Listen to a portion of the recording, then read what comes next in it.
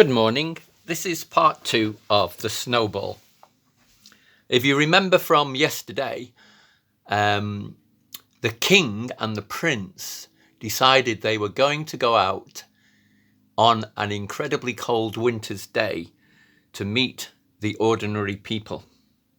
And we pick up the story where they're on the sleigh ride and they are approaching a village.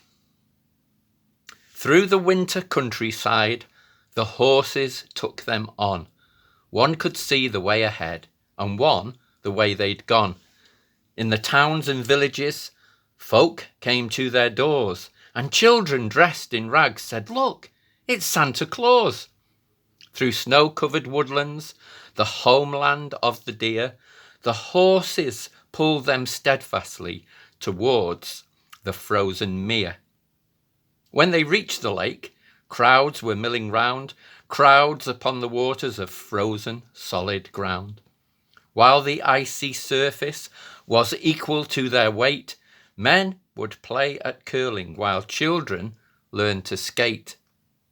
The lake games looked so thrilling, the prince did not think twice. He leapt down from the sleigh and ran onto the ice.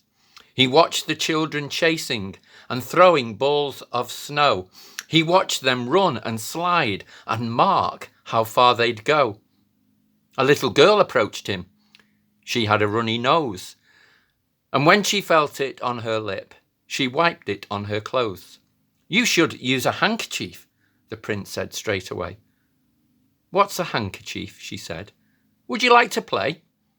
"My name is Linda, and what shall I call you?" She took him to her friends and called out, "This is Drew." Village boys and girls crowded round the prince. They'd never seen such finery until that day, nor since.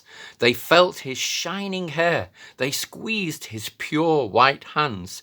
He looked like a dream to them, a dream of distant lands. He faced question after question, and when they'd asked them all, as one they left him standing to run after a ball. He was one of them now, as he chased after the crowd.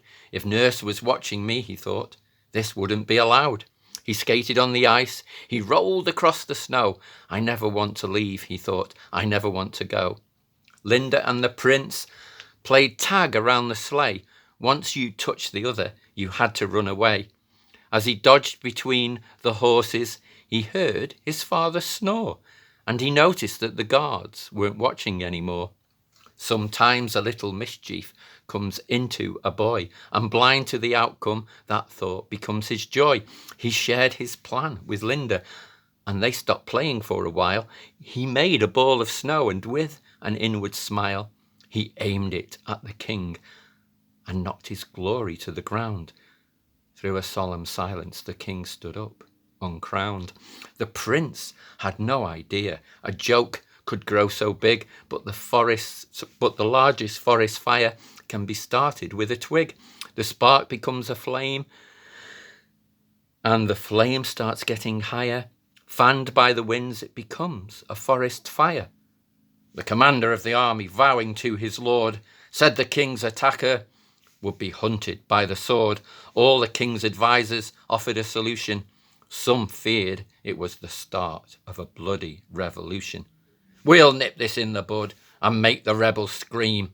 A hanging in public will not be too extreme." Find out what happens next when part 3 is shared tomorrow. Have a good day.